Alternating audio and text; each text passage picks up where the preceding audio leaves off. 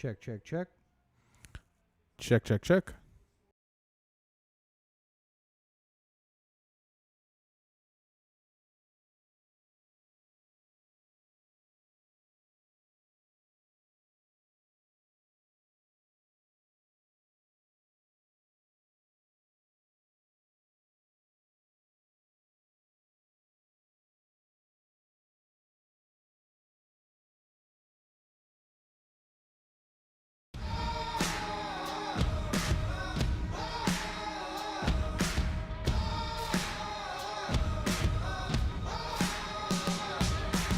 Hey everybody, it's Rob. We're just about to get started with this week's episode.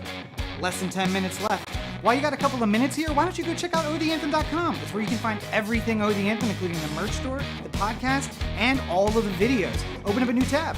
Anchor.fm/OTheAnthem is the place where you can get direct links to all the podcatchers you use to listen to our show every week.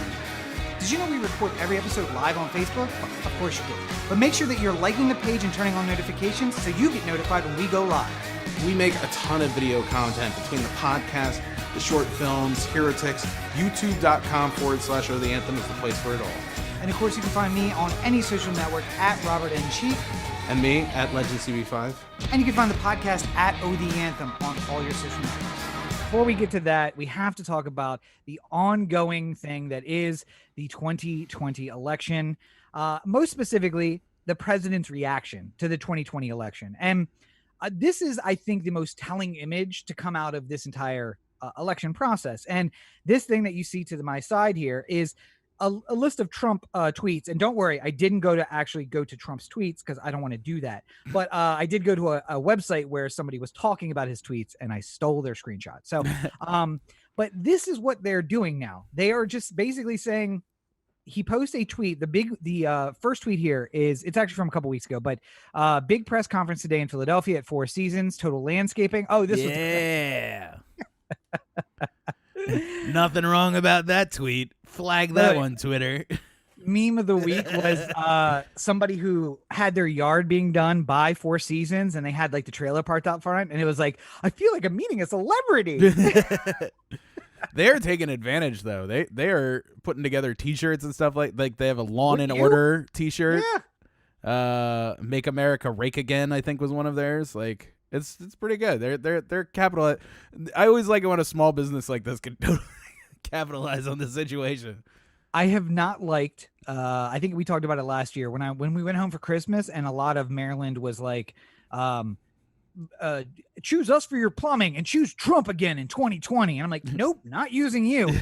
But I will take the punny advertisements by the company that got roped into this for no reason, clearly. Well, it also sounded like the call that was involved in booking it was like, are you guys available for a press conference today? And it's like, yeah, sure, I guess.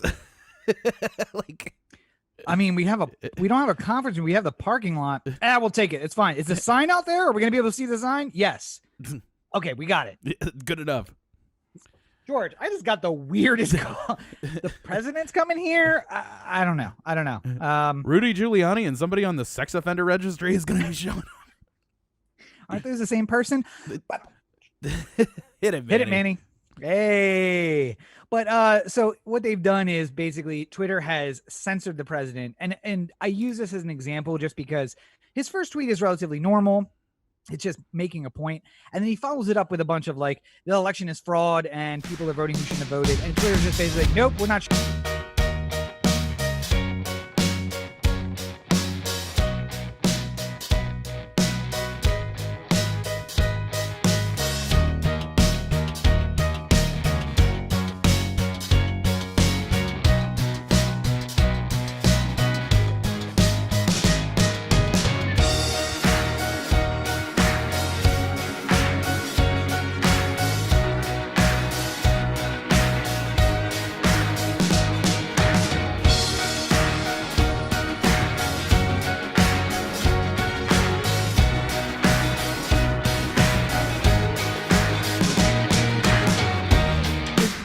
Like this, like if you say you were going to court for something, right? Like you were wrongly accused for killing your wife, and it was really the one-armed man who did it, right? And you needed to hire a lawyer. and you look around and you can't get any of the top lawyers, so you have to settle for Rudy Giuliani or someone of his ilk, right? Wait, is he the guy with his hand in his pants in that video? And the Borat, yes. No, okay. So you have to hire a Rudy Giuliani-like lawyer, right? And then you're showing up for court. You're like in your suit. You're ready for the whole thing to start. You're looking around for your lawyer. And then he comes in. He's just like, like, oh, sorry, I'm late. I got pulled over for a DUI, but it's all right. I bribed the cop. And you got to like look at him and you're just like, should you be my legal counsel at this moment? If this is how badly you fuck up on the way to help me, is this something that I want to examine further?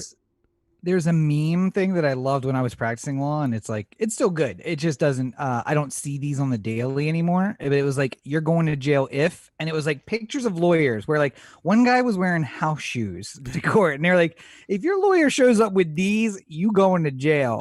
So you should just cut a deal. And one of them, the lawyer came in and he was wearing a Tommy Bahama shirt. And then he borrowed somebody's jacket to put on over it and pushed his very long hair out of his face with sunglasses. And they're like, if your lawyer looks like this, you're going to jail. So you need to cut a deal. I can't even. And the other thing is that like Trump, in part of the preparing for possibly having to have a legal fight upcoming in this election, looked at Jared and was just like, we have the legal team all squared away, right? And Jared's like, yeah, no problem. No problem. Got it. We got it. And then he turns around and it's Pam Bondi and Rudy Giuliani. like, all right, who's still bar approved here? Anybody? I would imagine that when Trump was like, get me the finest set of election lawyers you can find, like you're thinking that he's going to put together like an OJ style dream team or something like that. Like not Giuliani and Pam Bondi. What are the odds that Jared put together a really great team, and then they went to meet Trump, and Trump's like, I don't know any of these guys. Who are these guys? And like, this is literally the primo election law team in the country. And he's like, nah, we got to get Rudy in here. Is Rudy still in the building? Pam? Is Pam here? Can we add these? And then all the other lawyers were like, nah, fuck this. And they left. And it's just Rudy and Pam now. I don't get it. But obviously, the point of this being, Trump is fighting the results of the election on grounds that, as a former attorney, do not make sense to me. As a political scientist, I have the degree. They don't make sense to me. As a scholar, if you will, of politics, they don't make sense to me. Have you heard anything that, other than the automatic recounts, which the states are like, yeah, we got to redo the vote. We got to count them again. And by the way, how upset's Nevada going to be when they finish in 6 weeks and then they got to redo that same vote next day? Poor people. We'll have it by the next election. Don't worry. But by the way, the memes last week of making fun of Nevada were chef's kiss, just beautiful. I loved it. I was enjoying every single one of them. Well, and I think I told you on near election day, my theory is that the state secretary of state there was like, all right, we have a chance to be a kingmaker here. We can make every president come to Nevada. So we need to time this out exactly right. Okay, how far are we? 86. All right, we're right on track. Oh, Pennsylvania's caught it. Well, shit. Never mind. All right, just whenever you're ready, give me those ballots. Because it felt like they were trying to build it up to be like, Arizona's going to call, and he needs 6. He's got to get 6 to get to 270. And guess who's got 6, baby? It's right here. What's amazing to me about the whole thing is that, like, it would be the same way if the election ever came down to California. Like, if it's like all the states were decided except for California because, I don't know, some Republican from California was running for president.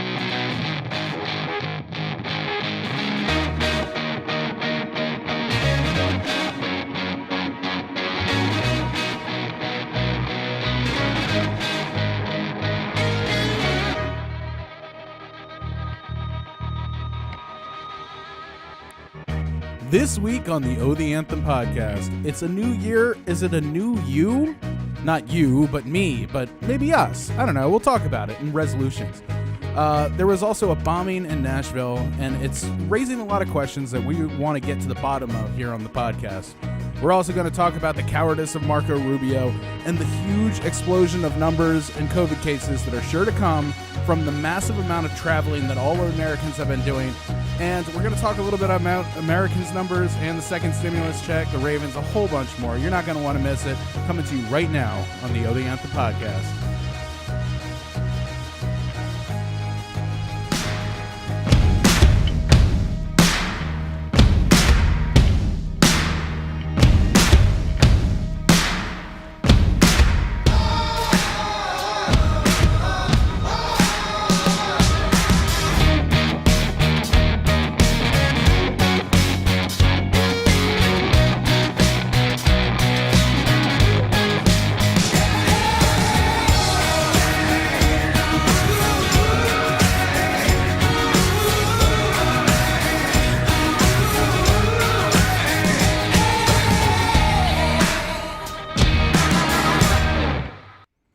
Today, rain pounds the Southland. This is Corey, and this is the Oh the Anthem podcast. I'm not sure you're allowed to use pounds on the radio in the demonstrative way of pounds. But good afternoon, everybody. It's Rob. Welcome to episode 351 of the Oh the Anthem podcast, coming to you from the hashtag OTA LA studios, high above the 110 freeway in downtown Los Angeles, California. Thank you for joining us. Yeah, you know, I really just wanted to use that because it's a term I had heard before and I'd never actually gotten to say it out loud. And since there was actual rain in Los Angeles today, I figured it was a good enough time as any to. It is a rare occasion, so you might as well take advantage. I learned about the rain because I've learned that there's also one flaw in my plan of riding a scooter everywhere and not having a car. It's that sometimes it rains in LA. Very rarely, but sometimes it does. From time to time. Yes. Maybe I should make that one of my resolutions, since we are going to be talking about resolutions this episode. Yes.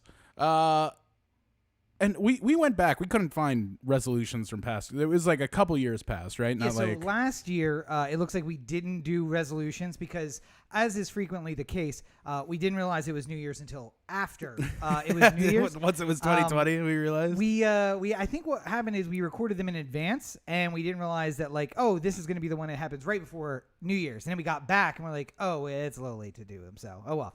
The year before we did do some resolutions, and then the year before that we didn't, but that's because that was the year that we were both on vacation in Maryland, and I just don't think we thought about it. Yeah. The year before that's the first year we moved here. The year before that was the year of your vacation to Wyoming, which backed on my vacation to Puerto Rico, and we had like 4 weeks in a row that we pre-recorded, so we didn't have them then either. And the first year in LA, my resolution was to not jump off the Santa Monica Pier when I was here by myself in a brand new city on Christmas. So, mission accomplished. That happened. But yeah, I passed.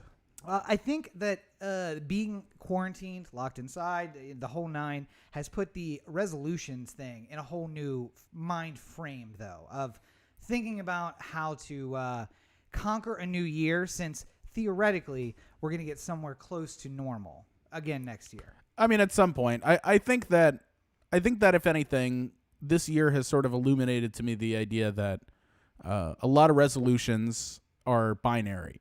Like, I've probably said many times throughout the course of my life, I'm going to eat better. I'm going to start working out.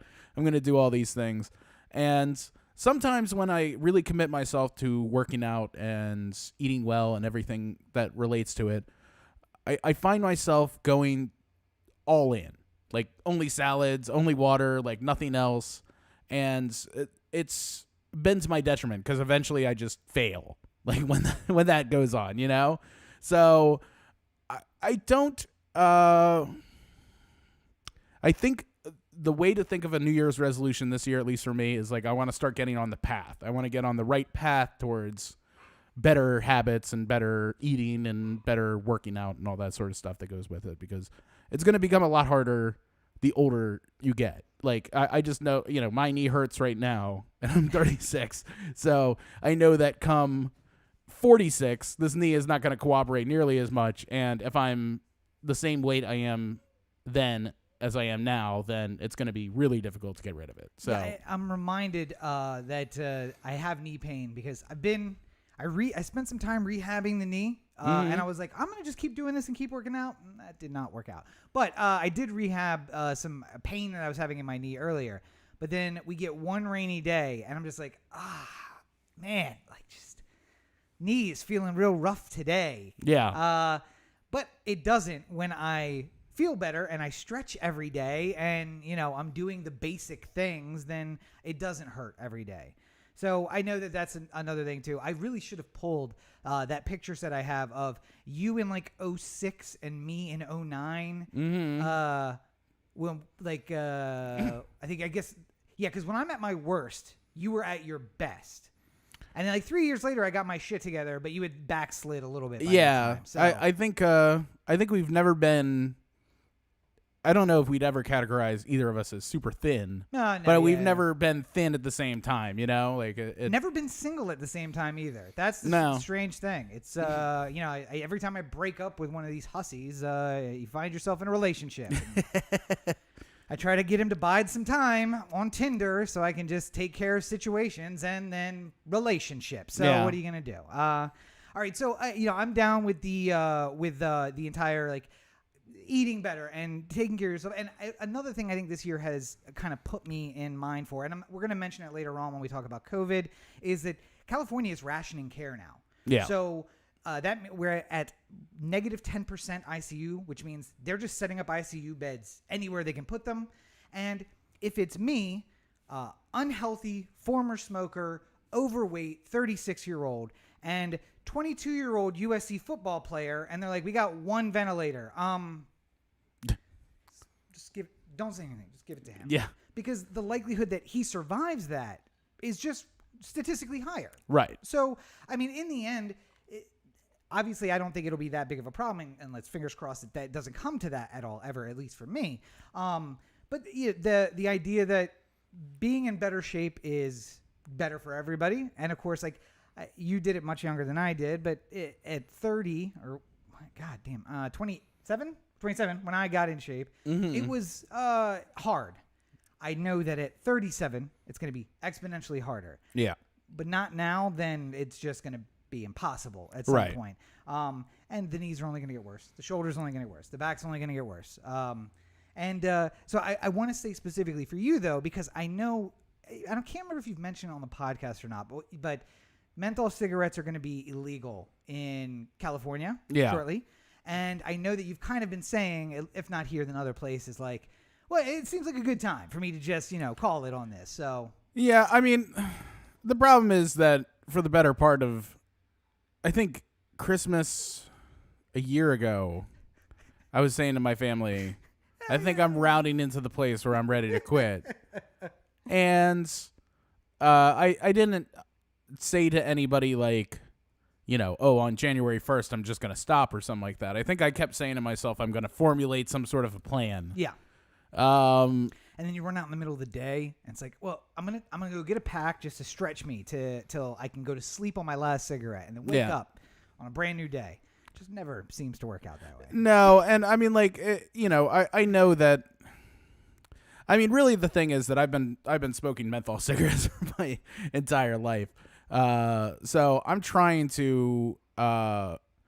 It's one of those things like, do I want to quit with dignity or do I want to quit kicking and screaming, like smoking some other like just regular light cigarette and like hating myself and then like I know you. The inevitability is you will drive to Nevada and come back with 3 cartons of cigarettes. Yeah. So like this is all they let me carry across the border. Like, all right, next time I do it, I'm like, it was cheaper in Arizona.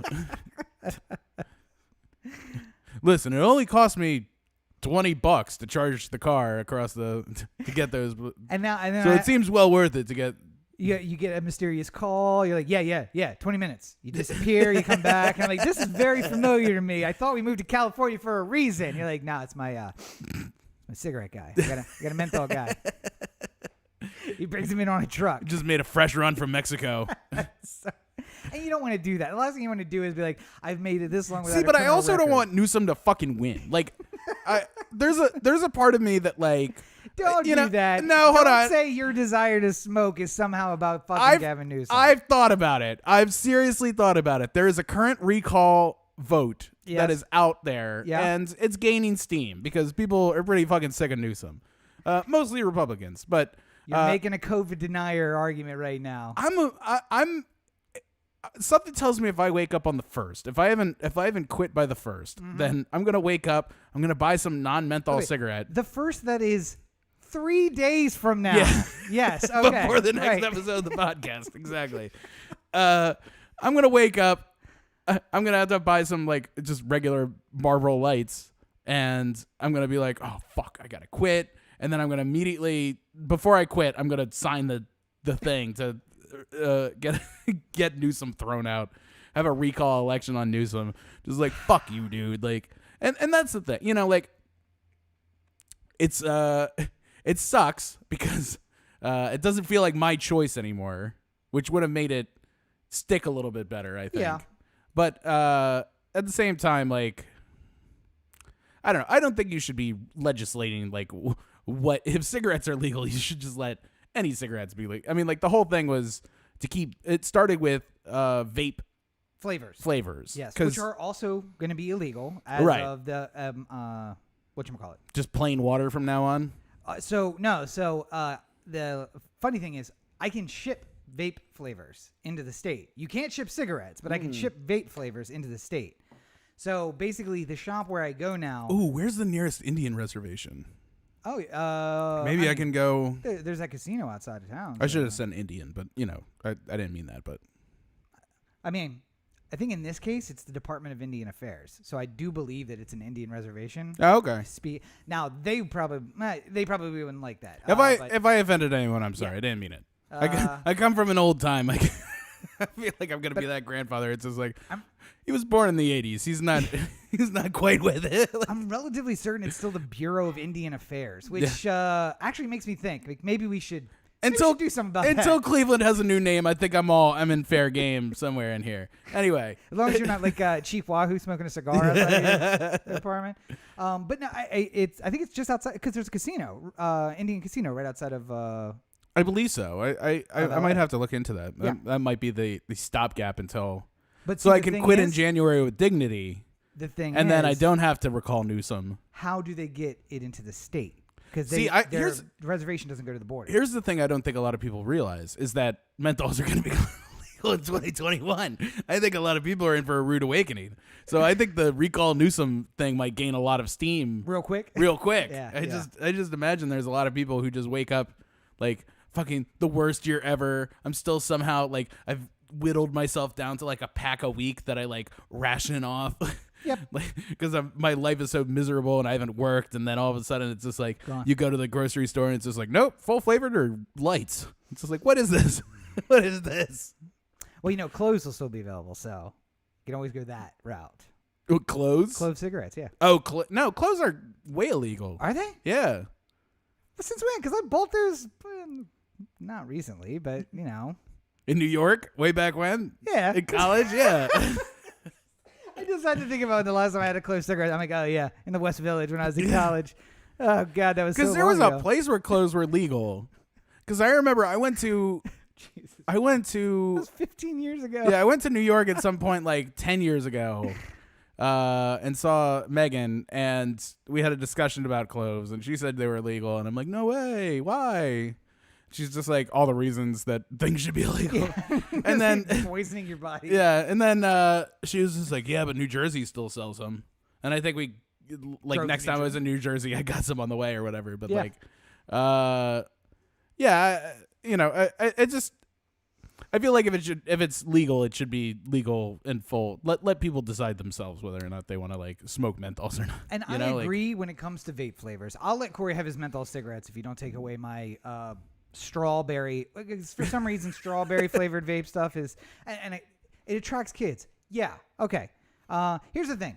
The shop I went to carded me for the first 6 months that I went there, and I was like, I work down the street. I'm here like every week, and he's like, need to see your ID, man. I'm like, okay, all right. But now he's shifting gears, and so he's becoming a head shop and selling like equipment, and so he's gonna still have the filters. And then he just gave me this website where I can buy the flavors and have them shipped to me. So we're just gonna do that instead. Because if I have now until Newsom figures out about your loophole, and then you'll sign my recall.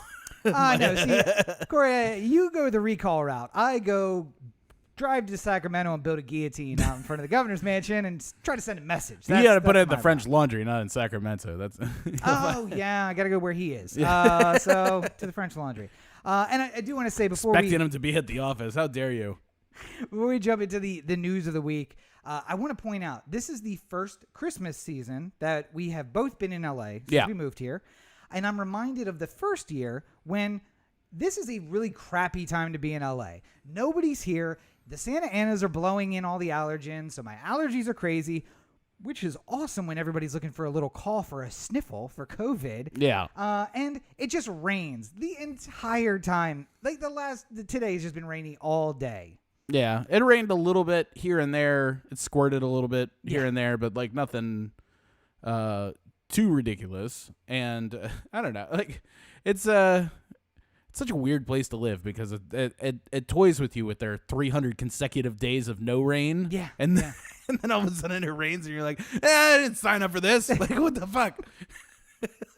By the way, love all the green stuff around. Love the trees. Love the grass. I just don't want anything that keeps that growing. I don't want any of that. It's the like I think people hearing us from wherever they are probably doing the same thing where they're just like, oh, fuck you, Southern California, and your sunshine and everything like that. But literally everyone has something like this because I seem to remember being in Maryland and then all of a sudden it was like April 8th or something like that, and they're just like, expect a snowstorm tomorrow, and I'm just like, fuck you, Maryland. Like, get your house in order. Like, what the hell is this? Snow in April? I'm not doing this. But by the way, I didn't agree to this. I complain about Maryland because if you're going to snow. Don't give me this like 1/2 an inch where I don't even get out of work. All right. You're just inconvenienced. And you know, when California rains, it rains. It rains so much that some dude does a Yui on the 101 and blocks 2 lanes of traffic. So good for him. But yeah, it's a mess. It's good though. It is funny that there's a never ending stream of content out there of people in LA reacting to the rain. And it never ceases to amaze me because people like go to their like most base elements of like survival at the fittest. They are not built for it. Not built for it. Listen, if COVID season, if this rainy day in COVID season has taught me anything, it's that every apocalypse movie you've ever seen is absolutely correct. 2 days in, people are going to start losing their minds, and it's not going to take a week before we get the first story about somebody eating somebody else in their apartment building. Just like, what happened? It was raining. I slipped off the road, so I just walked back home and ate my neighbor. And I'm like, bro, like, the convenience store down the street still has burritos. It's His okay. dog was antagonizing me. No, it's the other neighbor's dog that told me to do it. That's where you're missing. I'm completely normal, completely functional, but a 1A's dog told me to go eat 1D, so I ate him, and he was delicious. But yeah, so Happy New Year's to everybody. You're listening to this beforehand. Also, Joyous Kwanzaa, which I've realized, or I've been told, is the proper greeting, and we are in the 4th night, I think, or 5th night of Kwanzaa. So Joyous Kwanzaa to all of you, and if you're still celebrating, Happy Festivus to all of you. We didn't even have an airing of grievances. Listen, this podcast every single week is my Festivus celebration. Just wait till we talk about Marco Rubio. A 52 week celebration of Festivus. Yes, I am not what you might call a Orthodox Festivus follower. I'm a Reform, where we just we go every week and we talk about it. The opposite of the kind of Catholic that Corey is. He celebrates his Catholicism a couple times a year. I celebrate my Festivus every single week. Listen, it's COVID season. I'm trying to be safe. I'm getting away from mass, and I remember to tell don't St. want to Peter do that. anything about these Remember super to tell spreaders. St. Peter that when you get up to the pearly gates. Like, listen, buddy, there was COVID. He's like, that was 11 months. What about the other 9 years, huh? How about that? All right, so, of course, the biggest story of this week that wasn't, COVID or Christmas, I guess, is what happened in Nashville. And I can tell that we are relying more and more on social media for news because I did not hear about it until today. When I work, I turn on CNN for the first hour, 2 hours of my work day, and I will watch some CNN just to stay up on the news. Hausfrau, got it? Yes, very much the Hausfrau I have always complained about. However, I then turn it off. And I turn on something else. Like I've watched the 12 Monkeys show from Sci-Fi all the way through. Okay. It was 145-minute episodes, Took me 3 weeks. So that's what I do during the day. But I do watch a couple hours of CNN. 45-minute episode. Jesus Christ. Yeah.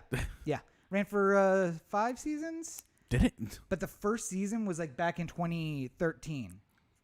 14. So it was like the full 22 episode. Oh my God. 45. It was like an hour long show, 22 episodes. Back in the glory days of television before the streaming thing really took over. But it stayed alive because of streaming. So we think that. Nonetheless, turned on CNN this morning and I was like, there was a bombing? Yeah. And then it was just like, I'm not going to check social media to find out, but I just on Slack was like, Nashville ? And people were like, how did you not hear about this? I'm like, oh.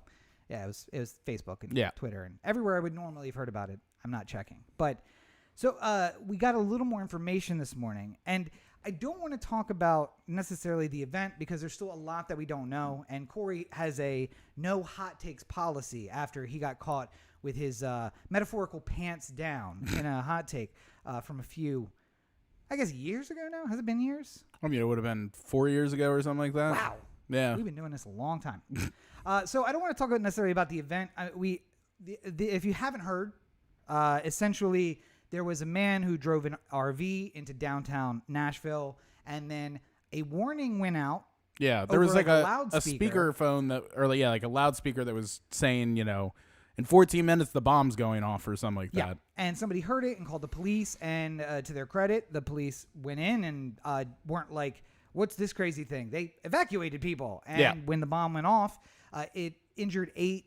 The only person killed was the bomber, the person in the building. Yeah. And the reason I wanted to talk about it is because the first 4 hours of coverage this morning on CNN were like terror in Nashville and the terrorist and the things. And then I was thinking the whole time, what do we know? Yeah. Do we know that this is terror? Is this an act of terror? Because it's not, we do have, let me confirm, we have very much right-wing, conservative, white terror organizations in America. What you don't see from them is the suicide bombing. They don't do that typically. Yeah. And also they don't give you a warning because they want to kill people. So what it sounds like to me is maybe this is somebody with mental health problems and used a bomb to commit suicide. And basically at noon, I keep saying Minneapolis because it's MN on their MNPD. Yeah. It's the Metro Nashville Police Department. Did a press conference where they're like, we've seen it reported it was terrorism. I just want to say, our first thing was we don't know, it might be terrorism, but now we're learning more about the subject and so they kind of calmed all of this terrorism talk. But I think that it's important for people to keep in mind that we jump a lot on the terrorism thing.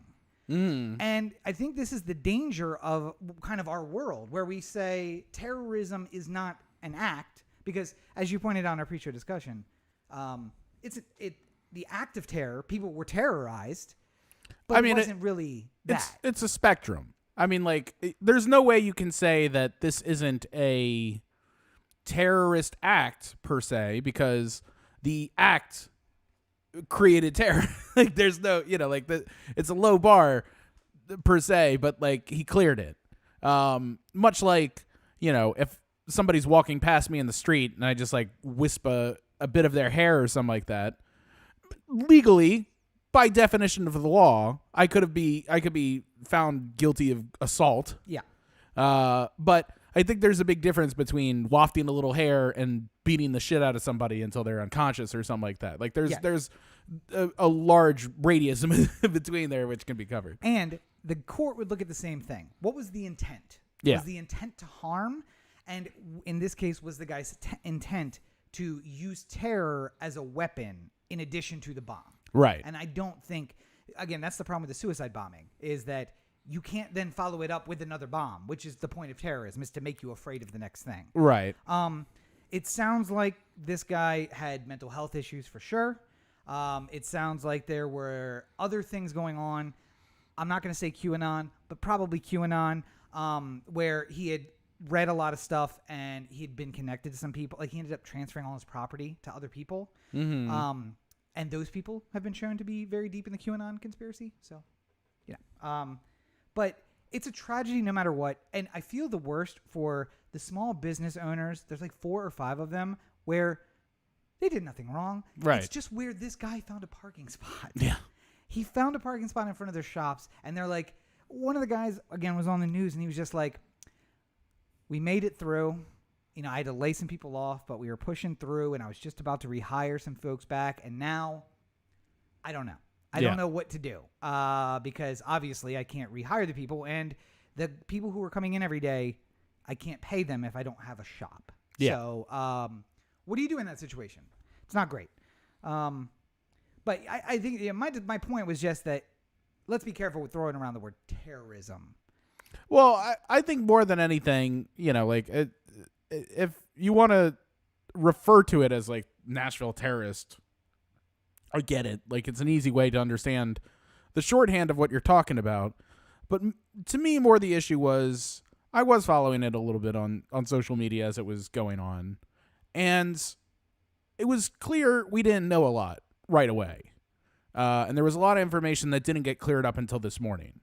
But there was a lot of people who wanted to come down on one side of it or another before other people do. And this is something that's been happening a lot, the last couple of years, where we get information so quickly and we feel like we got enough of the story to make decisions about how we feel about it or where our ideologies lay in determining how we're going to feel about it.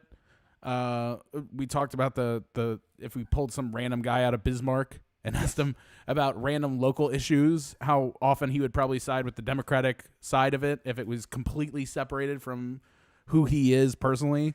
I think a similar thing could be said about this. Like, everyone wants to come up with their decision so quickly so that they can be on one side or the other of whatever the issue is. But a lot of these things don't have sides or like issue. It's not an issue that leans politically or requires some sort of like, yes, there's a problem with terror and there's problems with like lone wolf white people who go out and commit these terrorist acts. But, this seems like it was more for attention. Again, I don't know. I'm just sort of postulating here, but like it's, we don't have to know right away. That's part of the problem. Like, no, I need to know, Corey. Yeah. I need to know right now. Well, yeah, and I told it was the vaccine example I gave you earlier. Like, if I told you in March we'd have a vaccine by the end of the calendar year, you would be like, whoa, that's pretty ambitious. That's a lot. That's quick. I don't think that's. I think we did have that conversation. Yeah, and it's not that it's not true, but you want to say yes or no because of things that you feel and like how you think things are being handled, and not everything goes to that. Like, the doctors aren't watching CNN trying to figure out when they're going to release the vaccine. They're just working on it all the time until it's done. Scientists are apolitical. They are fighting the virus, and if they could have gotten it in 1 week, they would have given it to us in 1 week, no matter who's president or anything else. Yeah. So, and I really, one of the reasons I wanted to bring this up also is just because they had an expert on afterward who kind of just basically wrapped up by saying, I watched your previous segment, and I want to point out that fixing this America's First policy that we've had under Trump is going to cause much more important than, yes, there is a white conservative right terror problem, but it's much more important the fact that, this president moved the embassy in Israel to Jerusalem, which upset a lot of very, very far right political groups when it comes to the Islamic countries. And that's going to be a bigger deal in the long term. Like, 9/11 wasn't planned in 2000. It started planning in 1990. First attempt was in 92. Then there was additional planning. There was additional bombings in the mid-90s. And then 9/11 happened in 2001. There is a chance that action 2 years ago started the planning towards something that may happen 6 years from now. Yeah. So Joe Biden really needs to focus on moving forward now and saying, hey, I got to fix this America's First problem. Mm-hmm. Yes, you got to deal with the Nazis, the fascists too, but also terrorism is really going to be an international and a domestic problem. And the white lone wolf is going to be joined by other terrorists, unfortunately. Yeah. Unless we do some things to fix it. And that fix, I think, is going to be both domestic and international because, let me find it. Here we go. The image that I have is the divided states of America. Like, that's where we are now. 4 years. I was listening to a podcast today, and they said we are lucky that we had very little outside influence, other countries influencing us in the 2020 election. But what we learned is that this is kind of a long-term problem in so much as when they did it once in 2016, they will have long-standing effects because they basically said, hey, here's a problem. Here's a crack in the concrete. It's going to be a cold week. Let's drop some water in there. And they did. And it drove us apart and drove us apart and drove us apart. And now we have to figure out how to come back together. And people like me, and to some extent, people like you as well, say Joe Biden needs to not be conciliatory. We need to start taking people to task. We need to censure the House members who joined the Supreme Court case. We need to do the things that need to be done.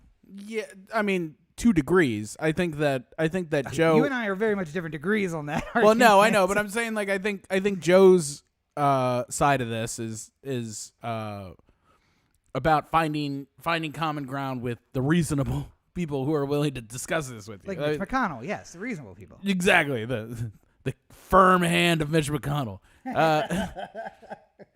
I don't really think that. I don't think Joe thinks that he's going to get anywhere with some of the most conservative members, like the types who signed the thing.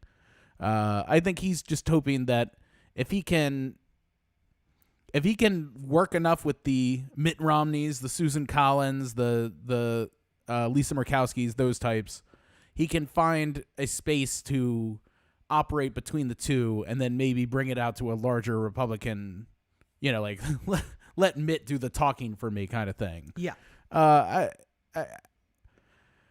just don't think that there's really coming back, because so much of this issue is just that Republicans or Democrats are evil. And if that's going to be your baseline for why you feel something about a particular politician, then you're going to have a bad time. Like I talked about my wanting to sign the recall on Newsom.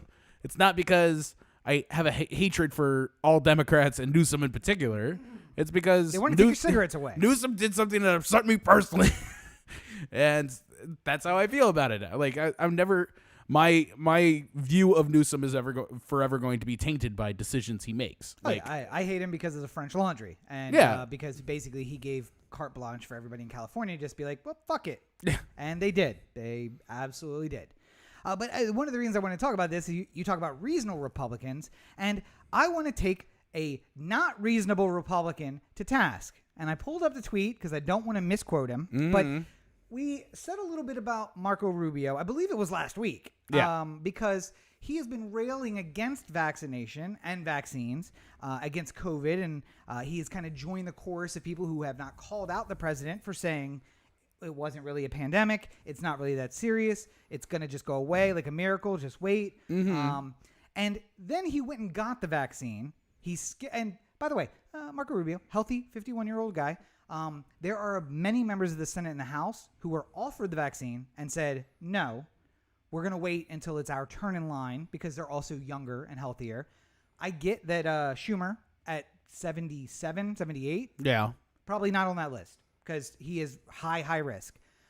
I would do very terrible and morally questionable things to get my dad a vaccine because he's high risk, but he's not special. So he's not even getting offered one at this point. Yeah. But to have Marco Rubio get the vaccine, jump the line, get the vaccine, young, healthy man, and then to post this. Dr. Fauci lied about masks in March. Dr. Fauci has been distorting the level of vaccination needed for herd immunity. It isn't just him. Many in elite bubbles believe the American public doesn't know what's good for them, in quotes, so they need to be tricked into, quote, doing the right thing. Marco Rubio questioning many in the elite bubbles. Millionaire Senator Marco Rubio, who lied about why his parents came to America. They didn't come fleeing Castro. They came for economic opportunity, which he then routinely tries to deny to other people of color, including Hispanic people. Elite Marco Rubio, who got a vaccine before everyone else. Young, healthy Marco Rubio, who skipped the line because he's a senator and in an elite bubble, a bubble like, I don't know, the United States Senate. Believe the American public doesn't know what's good for them, so they need to be tricked into doing the right thing. You went and got the vaccine, Marco. You don't get to get the vaccine and then call to question the level of vaccination needed for herd immunity. Because if you really thought that, you would have trusted herd immunity. You would have trusted that, hey, you know what? We're going to get 30% of the people in stage 1, and that's really all we need. After that, we'll be fine. Great. You don't need it then. The amount of what I think is funny is like, you know, like I'm sure Rush, I haven't listened to Rush in forever. But I'm sure Rush is keen off on COVID and all the people and everything like that. He's doing the same shtick. He might die in the next week or two. God, I hope so. And I bet you if you asked him right now, do you want the COVID vaccine? He'd take it. 100%. And then he'd go on the air and he'd rail against it. Never admit it to anybody. Yeah. And if he happened to live for an extra 6 months, then he would be feeling confident that he was vaccinated against the COVID vaccine. And, you know, I'm sure he'd get it from some sort of like wink, wink, nudge, nudge. Let's get Rush the vaccine. Oh, you mean like a some place in West Hollywood? Just a clinic? Yeah, you know, just some place where you can buy it. Yeah. Outright. Like, which, by the way, as we predicted, happened. There has already been a clinic found to be selling the vaccine that they got to give out to patients. So yeah. I don't know. Like, generally speaking, I don't think any of I can understand the president. Or the incoming and outgoing. Yeah, the vice president. Like, these people should be vaccinated because it doesn't do them good to get COVID. Yeah, by the way, it caused a crisis in the markets. It caused international crisis when Trump went in. Yeah. And then he got steroids and started acting like a roid rager, which is also not good. Right. And Joe seems pretty calm, but I don't want to see what he looks like when he's just like, give me my fucking sandwich. Do you want to see me lift this Chevy? Joe, no. Strokes out in the driveway. What happened to the president? He tried to lift a limo. He got out and started running right beside us. I don't know. The beast weighs 5,000 pounds. Nope. I can lift it. But yeah, there's a reason My why sandwich is under there. There's a reason they need it. But Marco Rubio, you're not that fucking important. You're one of 100 senators. We could replace you, and God, I hope they do in 2 years. But I wanted to specifically touch on Marco, not only because he's a hypocrite, and not only because we pointed out he was a hypocrite last week, and then he felt like he needed to show us that we were right and did it again. Right. But because I realized 4 years ago, 5 years ago-ish, I may have said that Marco Rubio was a good choice for president, and that in lieu of voting for Trump, you should vote for Marco Rubio. Yeah. And I just want to point out that we've all had periods of insanity in our life, and that we shouldn't be blamed for saying ignorant things in the past when we are willing to come forward and admit them. And I admit that was a wrong decision. And I say now to Marco Rubio what I say to almost all members of Congress. I will build a guillotine out in the National Mall, and you will be first in line. And There's Marco, a lot of first in line. Listen, it's going to be a real long one. I'm going to make one with a long trough because I got a lot of first in line people to go.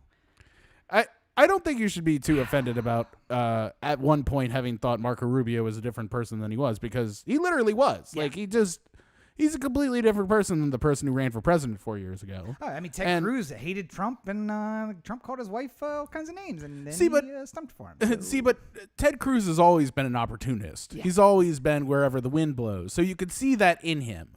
There was a part of Marco Rubio, at least 4 years ago, where it was sort of like, you felt like he might have a John McCain moment, like where he says like no, does the no vote. Yes. Like it is like, you know, it throws the whole thing into chaos because nobody expected Marco to be the one. Like, but he's so principled on this thing that he believes in, and that's all out the window. And I mean, more than anything, that tweet after he gets a vaccine, which by the way, you know, funded by the public. Yeah, we paid for it. Yeah. All the vaccines technically are paid by the public, but you know, his specifically. And his healthcare, all his healthcare. Yeah. I just don't. This tweet feels a lot like the Ted Yoho calling AOC a bitch. Yeah. Like, he's going to get so much further and make so much more money and fundraising and stuff like that by throwing Fauci under the bus. Even though I'm sure if you knew Marco Rubio and like you just like you're his brother or something like that, and you're just like, hey, should I really be listening to Fauci? It's like, yes, he's the leading leading expert in the National Institute of Health. Like, of course, he's the top infectious disease expert. You should be listening to him. And then in the same moment, walk outside and just be like, fuck Fauci. Like, there's no, he's just doing this to either A, raise money, B, raise his profile, C, have us talk about him on our podcast, which apparently launches things into the stratosphere because his Target got got fined right after we talked about it. I'm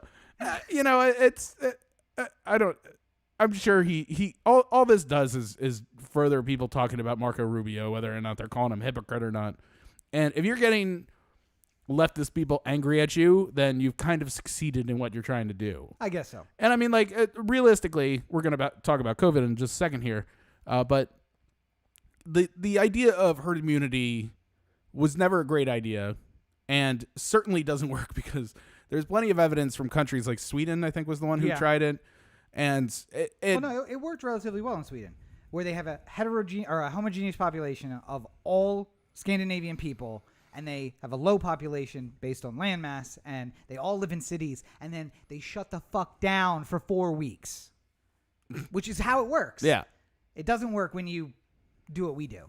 Yeah. But I hear you, and I agree. I think Marco Rubio's brother should do exactly what my sister would do. And as a reminder, my sister has in the past, and I love her and I forgive her for this, caught me napping on the floor, jumped on my back, and banged my head into the floor until my mom pulled her off, locked me out of the house for an entire afternoon, and then also chased me around with a knife because I said something mean to her. So Marco's brother, whose name I don't know, just... Narco Rubio. I mean, I didn't want to go with that because Hispanic and the connotations, but, you're a bold man. You say bold things. I'm just saying there's a little bit of inspiration there.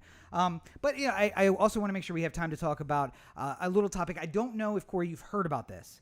I don't know if the people at home have heard about this, but we're having a pandemic. What? There's this virus out there. It is the COVID-19? Coronavirus. It's the MERS coronavirus novel 19. Yeah. And it's been impacting the world for a bit now. A few people have contracted it. A couple of people have died. And people don't give a fuck anymore. No. And I say that because... And by people, you mean hundreds of thousands of people. I mean, I mention it as if it must be new information because based on what I saw this weekend, it clearly must be new information to people because they're lining up in airports, they're traveling home. I don't understand. I don't understand. So we were talking in the pre-show about neuroticism and how, like, I think that neurotics have kind of gone from everyone's out to get me to the government. There's a big plot by the government. Like, it's gone very like everyone's out to get me to QAnon real quick. Yeah. But I think there's a level of neuroticism that everyone should sort of put into place where maybe go off of what the most restrictive rules are anywhere in the country at any given moment, even if you live in a place that is more wide open than that place. Like, because I think people are going to do exactly what they're allowed to get away with. And, a lot of people are going to do whatever they want, regardless of whether or not there's rules in place or, mandates to wear masks or anything like, just like 20%, 30% of people are just not going to fucking do anything. Yeah. And it feels like I never remember reading about the 1918 flu pandemic and them talking about how a good portion of the country was just like, fuck this pandemic, like, it's not real, and like, I'm not gonna wear a mask. And maybe it's just because history is written by the winners and No. there's not time to talk about all that. Absolutely happened. Did it? To the city same of extent? Philadelphia said we are gonna have our parade no matter what. They had a huge outbreak. The rest of the country looked at them and said, oh, and shut the fuck down. So there was a group, they did that, and then everyone else learned their lesson. But the problem is that we are far less connected than they were in 1918. So news is traveling so slowly today that we just don't see the news stories coming. If only we had the internet like we did in 1918. Yes. If only information could spread as fast as it did via, telegraph wire and early phones that you had to... And messenger on horse. all trains. But yeah, if only I could call Corey by saying, yeah, Los Angeles, Gary Val 725 to get a hold of him. So Somebody get me Paul Revere. I need to tell Rob we're meeting at Sabaros for lunch. yes. But if you've missed the news, busiest travel day of the year, this Sunday. Yeah. This just past Sunday, the day where everyone traveled home after Christmas. Good news. The week before, when watching the news coverage, I saw they were doing interviews with people at the airport, and the number one reason for travel was basically people saying they were tired of the virus, that it had been a terrible year, they needed their family, and they needed to feel some comfort after the year that they've had, and they're just sick and tired of being at home and in the virus. And I just wanted to scream at my TV, like, you're potentially killing all the people you care about. Like, you'll never see them again if you go enjoy go it. home now. It's the last time. Yeah. Make good memories because it's the last time you see them. And oh, by the way, if you want to be tired next Christmas, this is how we do it. Yeah. You just keep traveling and keep doing just enough to get exhausted by it, and then every 6 months get broken and go travel. Yeah. And it will continue forever. Until, God bless, evolution, this thing evolves to where it kills half the people who get it, and then we'll be done with it. Also, we'll be done as a species. And population. I can only hope. I continue to hope for that. But Corey doesn't. Just the position of the podcast is that we don't hope that nobody dies. A mass extinction event. That's just me. I personally hope for that. But only because it would prove your vision of how stupid people are correct. Yes. You just don't want me to be right. Yeah, Corey, like everyone else in this world, doesn't want me to be proven right. No, I just want you to be like the classic Twilight Zone where everyone dies of coronavirus and you're all by yourself, and then all of a sudden you get coronavirus. No, the irony is that I get like the common cold, and there's no doctors left, and I'm so sick, and I just want to feel well again, and all I can find is coronavirus vaccine. Oh God, I feel like there's something creeping. Where's the NyQuil? I need to get off of here. I got to write something up, Corey. I got something I'm working. But listen, they have the doctor. We're tired. Yeah, we wanted to go home. I'm sick of being inside. We're trying to plan a getaway, and Corey is Mr. Paranoid and doesn't want to go anywhere. I watch videos of people walking around Las Vegas, and I gnaw my arm off, like just trying to keep myself from booking $24 hotel rooms and. By the way, just secretly going where the happy people are. Neurotic, secretly paranoid. I am convinced that the one day that we book is also the day that everyone else who's been just holding back is just like, I'm going to do it. And we're going to show up there and just going to be like wall-to-wall people. Like, turn this bitch around. Let's go home. I kind of had that feeling because I was watching one of the. By the way, if anyone needs great Las Vegas YouTube channels, hit me up. I got a list. He's got a lot. I know all the people. I know all the movers and shakers in Vegas. Hit that subscribe button to get the newest video. There was one I was watching where he does live streams of the Strip and stuff like that, or like at various places in Vegas, and it was Saturday right after Christmas, so 2 days ago, as the recording of this podcast. 3 days if you listen on Tuesday, which you should. I don't know why you wouldn't. The number of people there, he even explained, he was just like, oh, this is more people than I usually see on a Saturday here, and it wasn't a lot of people. I mean, it certainly wasn't Vegas at peak. It certainly didn't feel like more than I'm comfortable with. A normal Vegas Saturday. More than I'm comfortable with right now. Yeah, more than I'm comfortable with though too. And part of my logic was when I was thinking about it, like at various times throughout the course of this whole pandemic, where I was just like, Christmas might be the time to sneak away to Vegas, because who's gonna be going to Vegas on Christmas? It's already dead that time of year. Now, and historically, that's right. You've been there a couple of times during Christmas, and it's been just empty. Well, pretty empty. I was there like Christmas Eve one year. Drop me off at the airport to go. Yeah. And we went to the hockey game, and it was very dead there. There was hardly anybody in Vegas, and it was the normal times. It wasn't. Yeah, airport wasn't dead, by the way, because everybody was leaving town to go wherever they're from. Miscalculated on that on my part. Yeah. But yeah. You still saved like $150 on the flight though. Absolutely. Yes. Yeah. But I don't know what to say to people anymore. At this point, How about this? How about some raw facts? The other problem is I don't feel like saying things to people though either. That's the other problem with this. Fuck 'em, Corey.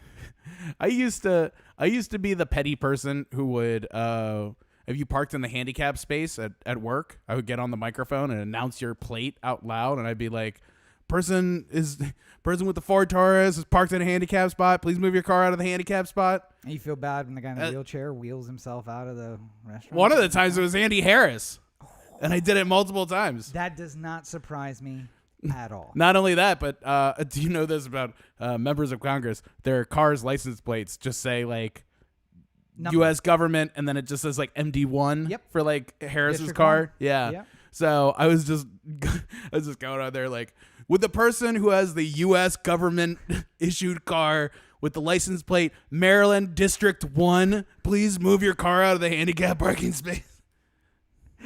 Yeah, he doesn't care. Did it multiple times. He didn't give a shit. Nope.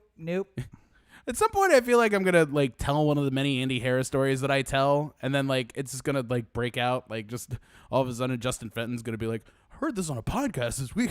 Yeah. It's like all of a sudden it blows up. People are calling me for Andy Harris stories. I'm like, I've literally said it on the podcast for years. Here's the problem. Much like you pointed out earlier, it's only going to get him votes in District 1. You're going to be like, fuck them. Nah, they are lazy. Need to go get a job. I like people who take up handicap spots. Them handicaps need to learn to walk too. I got to get up. I can't do the accent if I'm laughing. Right? As the person says in the chair they haven't left in years. You're at home on Social Security. I earned that Social Security. I worked for 4 years when I was in my 20s. I worked at the post office for 7 months and then I slipped on concrete. But here, I don't want to preach at people, but I'm just want to give them raw facts. Yeah. The United States has at 375 approximately million people, has 4.25 percent of the world's population. Yeah. We now, as of this past week, have 20% of the COVID cases. 20%. Yeah. We have 18.5, which I almost rounded up, but I said, you know what? 18.5 sounds just as bad as 20%. 18.5% of the deaths. So that means we are less than 5% of the population, and we make up nearly a fifth of the deaths and at least a fifth of the cases. Mm-hmm. And at what point are we just going to say, how are we getting it so wrong? Now, I know I can hear you conservatives screaming at your radio devices right now. I know. China's underreporting.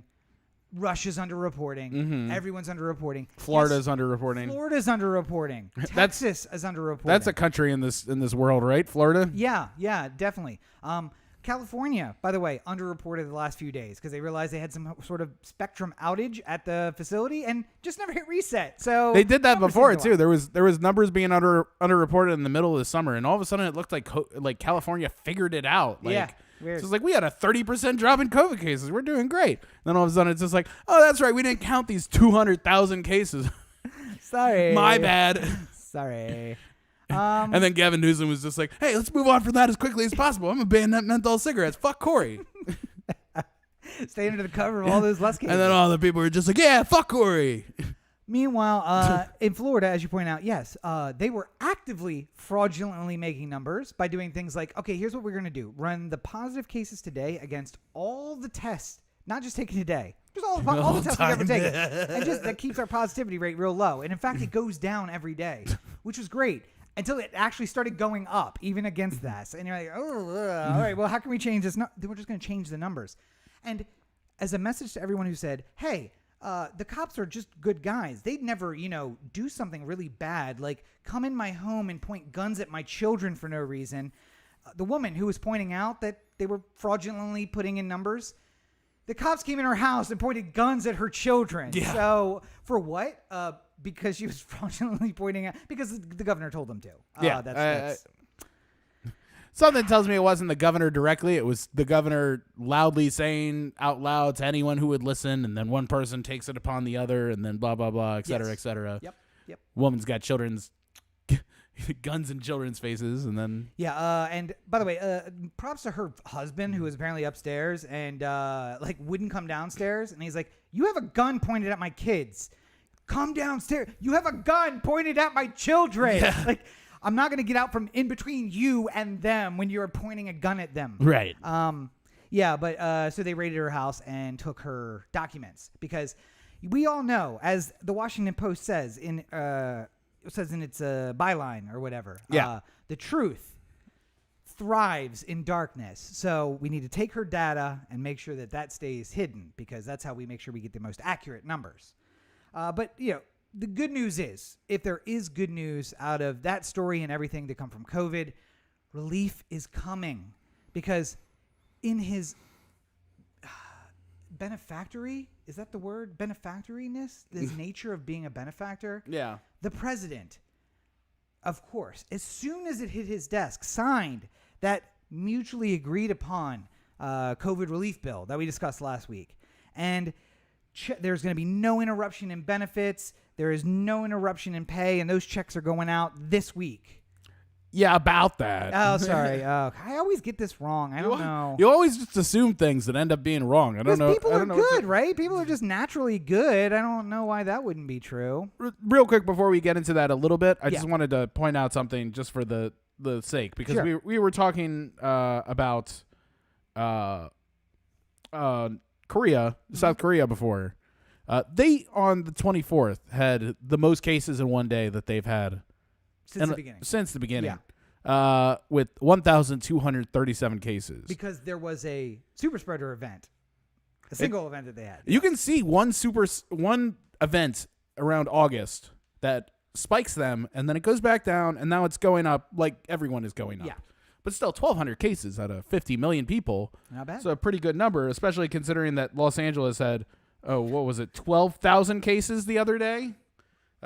Just in one day, all by themselves. 10 million people. There's 8 million people in the metro in that Los Angeles County. So what is that per cap? Oh wait, no. That's less. I forgot. That's less. We have 1/5 the people of South Korea. That's how it Yet works. somehow we have 10 times the number of cases in one day as they do.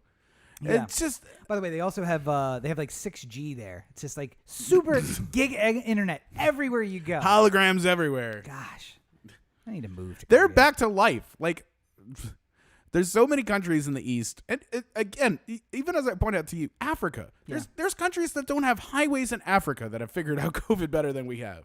Yep. And this isn't to slam countries that don't have the money to build highways and stuff like that. Everyone lives their own life, and I'm not trying to criticize, but you'd think that America, where everyone looks to us to figure out all these problems, would have a better grasp on this whole thing. As you pointed out, though, It's almost like we had like a fucking toddler running the there's the executive. Also, he wants to be a dictator, and South Korea, some African countries have that. They have that history of dictatorial power in the guise of democracy, where, like in South Korea, they say, "Hey, everybody, stay home." And then a guy with a machine gun comes riding down the street in a Jeep, and you stay the fuck home. Yeah. In America, they say stay home, and a guy with a machine gun, exists Goes somewhere. to the state capitol and argues. I was going to say, and you feel like you need to get your machine gun and then march on the state capitol without a mask and then try to kidnap the governor and hold her for ransom or something. So a little different. It's just a little different. It's called a kangaroo court. How are we supposed to do without a kangaroo? Why were you going to go to the zoo after you kidnapped her? Ted Cruz. But COVID relief is on the way. Yeah. The bill got passed. I was joking before. The president let it sit on his desk because he had important matters of state, like putting and driving and his mid-game that he had to work on. There were some very important sand traps that had to be dealt with in South Florida. Yep.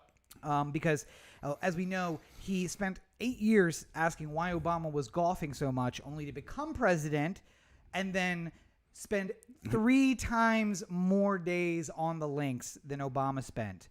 And by the way, Obama had 8 years, and he's had 4.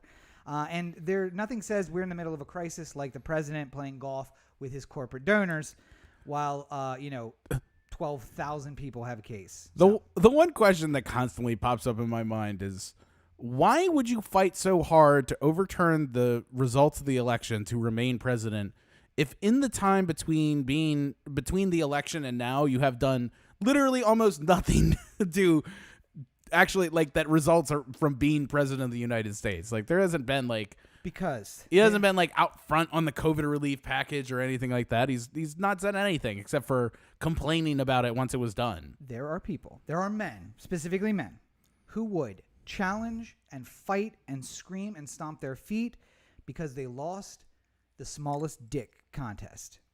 And they're not admitting that they were right, but if there's going to be a contest, I want to win. I'm going to win. I don't want to take second. If you're going to knock me out in the first round, that's fine. But if you're going to put me into the finals, I want to be the winner. I know it's not the biggest, so I might be in competition. Let's just see where I stand. Yeah. And that's the thing. It's like it's not about the what the goal is. Yeah. It's he doesn't want to lose. Right. He doesn't lose. He's not a loser. The losers are the ones who, go to Afghanistan and Iraq and die for their country. Yeah. Those are the losers. He Right. didn't have to do that because he has bone spurs. But I don't want to take too much time. We talked about it a little bit. Oh, I did find a little graph, and I do want to put that up here just quickly. I didn't have it last week, but a little breakdown of everything that's in the relief bill. You can see that the largest portion is for small businesses. Then there is a middle portion is the workers' families, which includes the PPP program as well as the payments to individuals, that kind of stuff. Schools get money, and then there's a bunch of other allocations for a bunch of other stuff. But the bill as it stands is $600 for individuals, $1,200 for couples who file jointly, and then $600 additionally for every child. For children, If you make less than $80,000 a year or something. yeah, for children do not count, and you have to make less than 75,000, or I think it's 100, and it's not exactly double. It's like 135 or something like that For a couple, For a couple. So, but then Trump, one of the reasons he wanted to delay is he said it's not enough. We need $2,000 payments. Yeah. Which the Democrats in the House obliged him today and made the payments $2,000, and Mitch McConnell promptly said, we're going to have a vote on that $600 bill. Well, yeah, Mr. Speaker, Leader, Mr. Leader, they bumped it up to 2,000. Like, 600 sounds like a fair amount, if you ask me. So we're going to be taking a vote on that. And yeah, so my favorite meme of this whole time has been the Arrested Development one of like, it's 9 months rent. What could it cost? $600? Yes. And that's, again, going back to Marco Rubio, that's a bunch of people who are elites trying to act like they're not elites by saying that other people are acting like elites, and none of them have any concept of anything. Trump doesn't, and by the way, Trump doesn't want to give you $2,000 because it's $2,000 or anything. It's because it's more than the Democrats were asking for, and it's more than they offered in the beginning. So here's what I think of as of elite, personally. Here's my barometer. How much can you get done with phone calls or like with people that you have in your network somehow? I remember I used to be friendly with a guy who ran the parking lot at Oriole Park. Mm-hmm. So I used to go up and ask him like, hey, I'm going to go buy some tickets. You mind if I park in the lot for a few? He wasn't supposed to let me, but he'd do it all the time. He'd just I'd talk with him for a couple of minutes, and then now I have a relationship. Yeah. So if you're talking about, my influence, my sphere of influence, he's somebody I could reach upon if I need to park for a few minutes at Camden Yards. That's not quite the same as like knowing the governor. Yeah. But it's a little thing. I think elitism is the people who can call the governor. Yeah, like people who know somebody who knows somebody who knows the governor. Like that's and maybe not in California because apparently all it takes is being a French guy with some dirty laundry, and then you can get the hold of the governor here. But all you need some expensive dirty laundry, and then all of a sudden seems to be the same way everywhere. I wonder if they're Rams uniforms. Exactly. But the reason I really wanted to bring this up is because Trump waited just long enough that it's possible that unemployment benefits won't kick this week, which means people are going to lose 1 week of benefit payments. The checks that could have gone out before the end of the year now absolutely will not. There's no way they can do it before next year. Yeah. And because he threw this wrench in about $2,000, it now means that the bill is in some quasi form because the House passed it in the form that it existed, but then came back and passed it again, giving the Senate the ability to pass either one. So it's probably just a separate bill saying increasing from 600 to 2,000, or just give people an extra $1,400 would probably be the easier way of just when they go into conference, they could, if they both passed in both houses, they basically just smash all that together in conference. And the president already signed it, so we're good. or the president said he would. He agreed to it. So, Yeah. But in the end, this is what I like to call the cruelty of the rich, because he was always going to do it, but he wanted to do it in a way that made you suffer and cost him nothing and did him no benefit. Yeah.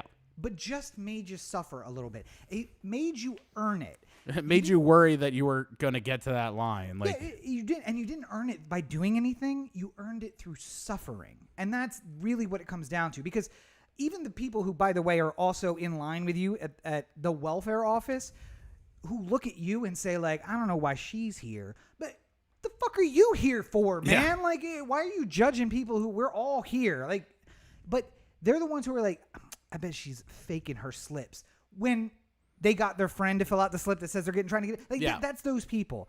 But it's just like, I just want you to suffer to get the thing that you deserve to have.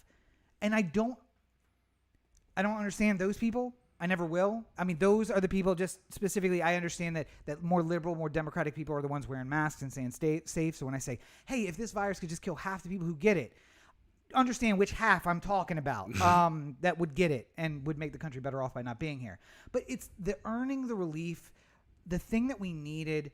And the most interesting part of all of this is that somebody ran the numbers, and I saw this again today, where it said, with this stimulus and the previous stimulus and all the economic loss, if we had just shut down for 8 weeks at the very beginning and paid no rent for you, and we're going to pay your staff, and everybody gets paid, and by the way, groceries delivered to the home, special kits once a week, you get a delivery or whatever, everybody stay inside, it would have been cheaper to do that than what we've done thus far. yeah. But Americans prefer this slow bleed where it's like, See, I'm but independent. It wouldn't have worked, though, either. That's the problem. Even if we shut down the borders. Even if you set it up like that, If you shut down the there borders. still would have been people who are like, you can't keep me out of my fucking house. Then You know. we lock them up. Or Lock they 'em up. where they go to church or whatever they argue that they are allowed to do at that moment. Like, you know. That's why we need. I keep arguing for the benevolent dictator, Corey, and I Yeah. keep saying, if you give me 18 years, I will give you a perfect country. These are the things. Like, yeah, but I want to go to church. Great. I got the perfect thing for you. Only operating Daytons are allowed to do that. We have a what is it called? Denominational. Non-denominational chapel right there in the prison complex. Go grab your scrub.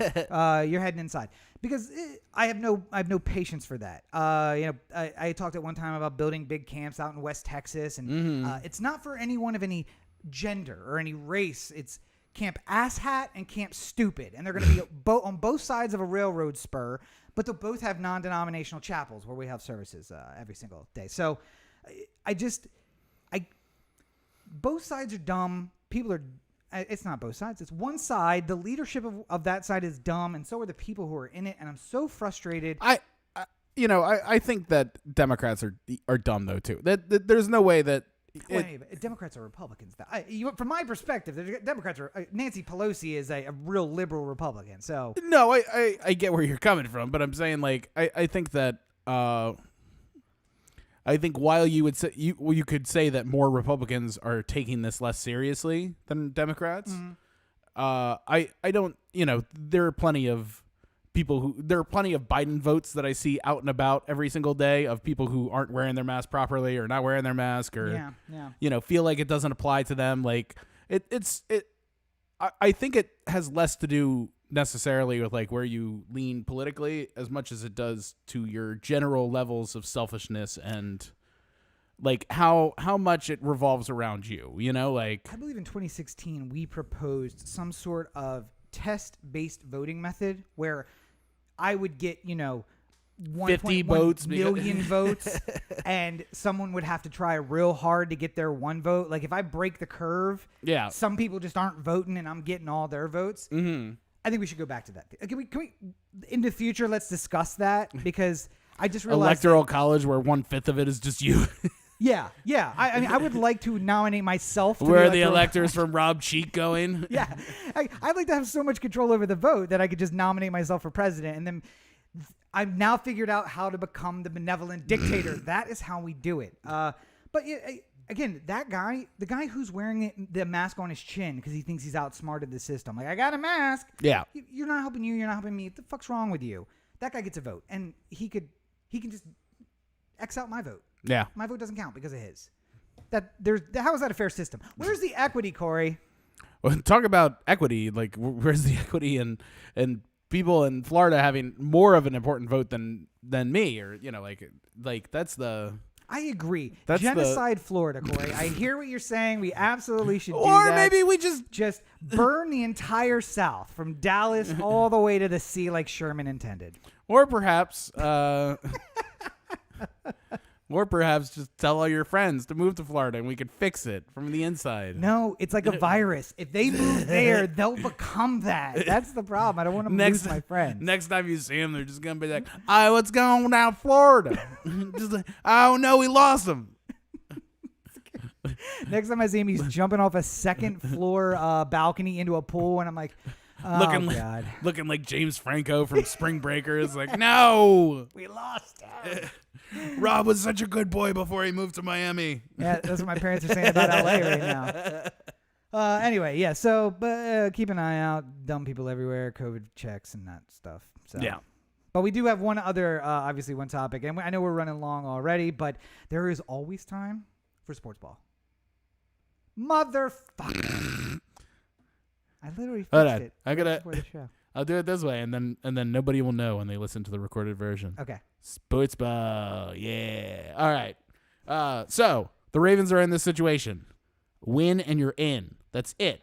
Best situation to be in. There's a way we can still make the playoffs if we lose and the Browns lose and the Colts lose and a bunch of other situations could end up with the Ravens still in the playoffs. But the easiest way to think about it is win and you're in. And it appears win and maybe be as high as the 5th seed, hypothetically. So with the losses that may be attributed. So yeah, I mean, I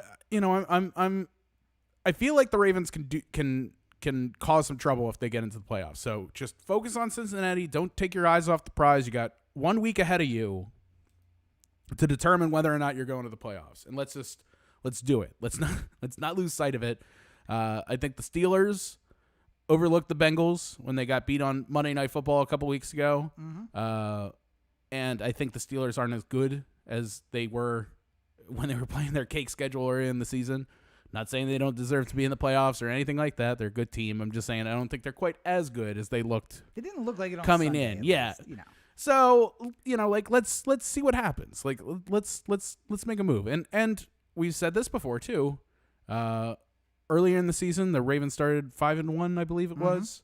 And the numbers came out where it was like the last 2 times the Ravens finished 5-1, they ended up winning the Super Bowl. But both of those seasons came out of the wild card. They didn't even end up winning the division after starting 5-1. So I there's no reason that it can't happen like this, that it can't work and that we can't find ourselves in the playoffs and eventually in a Super Bowl. Just you gotta they really have to want it. They really gotta focus. Baltimore, we never take the easy way. It's gotta be the hardest goddamn kicking way and possible. screaming. Yeah, just we don't even have who's your quarterback? We don't have one. We just snap the ball and hope for the best. Who's gonna be back there to catch it? But our defense real good. They put up points. So who's your offense? Matt Stover. Have you met him? He's the kicker. We just got to get it somewhere inside the 50, and we're okay. We got this Dilfer guy. He's okay at that. But yeah, and what I had said during our pre-show meeting is I love winning you're in because if you can't win that last week of the season, which is usually a conference game, then you shouldn't be in the playoffs anyway. Yeah. Because the likelihood is you're not going to be able to compete against the number 3 or number 4, I guess, depending on which slot you end up in, team. Now, that's maybe not true if you're in the NFC because the NFC, almost all divisions, are embarrassing. And I am putting this out there officially. I would like the Washington future football team to move to the AFC North and have Baltimore move into the NFC East. Because I would like us to just make the playoffs every single year. I just want to have a New England run. Yeah, just straight to the conference championships every single year. Because, by the way, we're frustrated that we're on the bubble at 11-5, 12-5, or 11-6. No, 11-6 we probably would make it. 12-5 gets us in, but 12-5 puts us in The lead by far of the NFC East. Number 1 seed in the NFC. Also NFC South and NFC North. I think the West, no, because no, I think the best record is 12-5 right now. oh, you're right. Yep. I think the Packers are 12-5. You're right. Yep. And it would be the North because the Seahawks are at 11 and Yeah, I all this time we were complaining about it. I never even looked at the standings of the two side by side. Yep, So yep. maybe this will be the moment that I get really angry just live on the podcast. Yeah. Because I was watching the Cardinals game. I was gonna say, what do the Cards have? What is their record? going into Packers are 12-3, by the way, okay. and the Ravens right now are 10-5. Wait, 12-3 with a tie, or they have a COVID game that they didn't play? No, it's 16-week season. Okay. Yeah, Aren't we 11-5 right now? we have 1 week left. No, 10-5. 10-5. Okay. Yeah, so we're 2 games back at the Packers hypothetically, but 10-5 is the same record as the Bucks. So we'd be the South champion, way better than anybody in the East who's potentially going to make the playoffs. Yeah. I mean, 6-6 going into the playoffs. I was watching the Cardinals game and I was just like, this team's going to fucking make the playoffs. Yep. And I'm like, the Ravens are, like it looked like we would be able to beat the Giants and the Bengals and move on. But like it at the same time, I'm just like, we're over here hoping that it happens, and meanwhile the Arizona's going to back their way into it, and they just don't look like they deserve to be in the playoffs at all. No. The whole NFC is very fraudulent in my mind. And Not saying that these teams aren't good or that they don't deserve to be in the playoffs, but it's very fraudulent over here. But keep in mind, they've been playing other bad teams a Yeah. lot. Like their conferences are all bad. So I mean, that's why the Bears are in it. They play the Lions twice a year. So, like it's 2 wins right and there. we used to be able to say that. We used to be like, hey, we play Cleveland twice a year. So Yeah. it's a wash. That ain't true anymore. Right. And we also, the Bengals are the worst team in the AFC North, and they're not that bad. No. They beat the what's going to be the champions of the division. So it's odd that things have broken the way they have, but at some point, don't we have to have a shakeup and just move? Like, why is Indy in the AFC South? Makes no sense. They're further north than we are. Yeah. Why are the teams anywhere that they are? Let's just shake it all Mostly up. because they were, when they added in teams, they wanted to even out the divisions. Because it was there was a division that had 4, I think, at one point. Yeah. And they added, it went from Central East West to Central East West North. Yeah, right? or they turned the Central into South and North. South and North, yeah. right, yeah. But listen to this. Let's do what hockey did. Let's just forget Just about it. have one conference with all the one division with all the Canadian teams. Oh, no. I was going to say let's find something they have in common. In hockey, it's Canada. I'm thinking about the murder conference. Baltimore, Detroit, who else has a high murder rate? Oakland. Oh, they don't have a team anymore. But you is get the murder capitals of the United States and put their teams in, because then I look at that and I say, well, Baltimore's probably going to dominate that conference. Something tells me Steve Bisciotti want to be wild about being in the murder conference. I mean, so the NHL this year, because they're going to do a season, but they're not going to do it in the bubble. Yeah. They're only having teams play teams within their general geographic area. So it's just Canada's playing Canada. Yeah, so it's like weird divisions this year, but literally every Canadian team is in one division by itself. Because there's only 5 of them, right? So there's 7. No. British Columbia, Saskatchewan, Ontario. You're just counting. Well, they only have 1 team each. No, not necessarily. Yeah. No. Quebec has 1 team. There's Montreal. There's Toronto. There's Calgary. There's Winnipeg. There's Vancouver. Who else am I missing? I don't know. I think that is all of them, and there is 1 per making me province. pull up the NHL now. God, there might be 2 in Ontario, but Saskatchewan. I can't remember the other skinny one that's in the middle. You're thinking about the CFL, I think there. Nope. Winnipeg is in Saskatchewan. Yeah. So here's the ones. Okay. Now I got to pull it up in front of me. And we're gonna go by province. I forgot 2 of them. Okay. So Calgary, all right. Edmonton, Montreal, Ottawa, Toronto, Vancouver, Winnipeg. All right, so Calgary. So there are 2 in Ontario, 2 in Quebec, and then 3 in other. Edmonton and provinces. Calgary are both in Saskatchewan, right? Oh, I thought Calgary was in Ontario. No. That's when I was counting for Ontario. No, So there's Calgary is out west. 2 in Saskatchewan, 1 in Ontario, 2 in Quebec. Montreal and Toronto are both in Quebec, right? Nope. Toronto is in Ontario. Yeah, Toronto's in Ontario. Nonetheless, it's not a lot of teams. Watch us That's do my all the point. geography. Yes. You're dealing with some geography nerds when we spend time to go like, no, we're going to fucking look at this and figure it out. But by the way, I am arguing without being able to remember all the Canadian provinces because there's too many skinny ones in the middle. And you know what? You should be lucky you're not states, all right? I'd like to imagine there's just one Oiler fan listening to us just still at this point just going like, the oil, you forgot about the oil. By the way, in 1860, the Hudson Bay Company offered to sell their holdings in America to the United States government. And a sale went through, but before the money could be transferred, the Crown intervened and said, no, you must sell to us. So it's possible that everything that is not Nova Scotia, New Princeland or whatever, Newfoundland, New Brunswick. And New Brunswick, because Quebec was its own company. Yeah. Everything east or west of that could be just United States. So Yeah. consider yourself either lucky because shit's been crazy Or here the last 4 fortunate. years, or Fortunate you're unlucky not part of it. because you don't get to be part of the United States. So. But yeah, just generally speaking, this whole NHL or NFL situation is weird. And the 7th team though is really making things interesting. I like this. I like how there's so much more at play now. Yeah. Even though we complain all the times about like the NBA and NHL just eliminating the Clippers and the Wizards in past years. So the NFC especially, because a team with double-digit losses could hypothetically be the champion. See, I dislike it for that. I like it because The 5-10 Giants, who hypothetically could be 6-10, could win the division.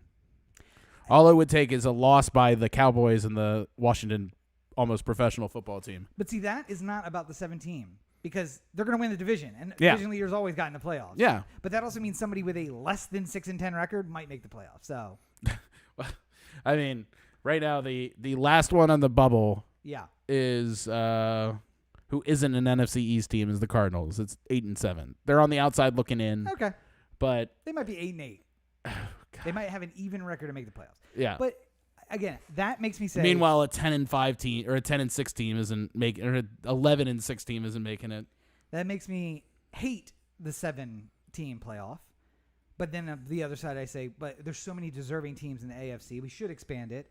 And the answer to that, NFL, is to shuffle things up and put, not shuffle too much, but just put Baltimore in the NFC East and Washington in the AFC North. There he is. We solved it. I think it solves every problem. And it makes for a fun Super Bowl because you're going to have Mahomes versus Jackson for the next decade. Wonderful. What else could you ask for? Yo, why do you want that AFC? Wait, do you remember Brady? Eli? No, other one. The older brother. Peyton? Yes. Oh, in the AFC Championship every time? It was Brady Peyton and it's AFC Championship and nobody cares about the Super Bowl? Why would you want that? No. Move Lamar, a franchise player. Over Just to move the NFC. team. Just I mean, the team. Yeah, not just play. Move the team. Don't just move Lamar to Philly just to solve your problem. I mean, they do need a quarterback. But yeah, move the team into the NFC, and then I think problem solved because then it's going to be Mahomes, Jackson, if not Super Bowl, like run to the Super Bowl every single year. You're two young, hot stars. It sounds like a PR, not night bonanza. Bonanza to me. Now, if they end up doing that, I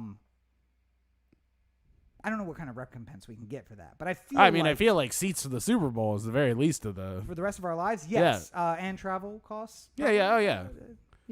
Put us in the box right next to Goodell so we can yell at him from across the way. Not on the jet with him though. No. I mean, I would separate accommodations, please. Yes. Jet and accommodations. Yeah. And next box, not same box. Next box over. I just want him to be able to hear me go like, "Oh, fuck you, Roger," just throughout the game. I want to Close be able enough to that do he it can loud hear me. enough that he can hear me. That's all I want. That's all I want. Thank you for giving us the tickets. Fuck you, Roger. And But there go our tickets. do you want to know where you can find a lot of other great ideas? Oh, where's that? OhTheAnthem.com. Core to OhTheAnthem.com. Oh, the Anthem on Facebook, Twitter, Instagram, and the listener line 443-219-7595. What's that number again? 443-219-7595. You can find more of me at my website, CoreyBakerFilmmaker.com, Facebook.com/Corey Baker Film, and at LegendCB5 on Twitter, Instagram, and TikTok. Part of the new year, new me is coming up with better material to put online, so that is happening right now. In the meantime, you can find more Oh the Anthem at OhTheAnthem.com, Oh the Anthem on Facebook, Twitter, Instagram, the listener line, obviously, and Anchor.fm/Oh the Anthem for all the links to the places where you listen to the podcast on whatever podcast app you use. Mm-hmm. And always on YouTube. And, of course, we are live on Twitch, on Twitter, via Periscope, and Facebook, and YouTube. Every Monday night, you can catch the show live. We take comments, even though I've completely forgotten to check Discord.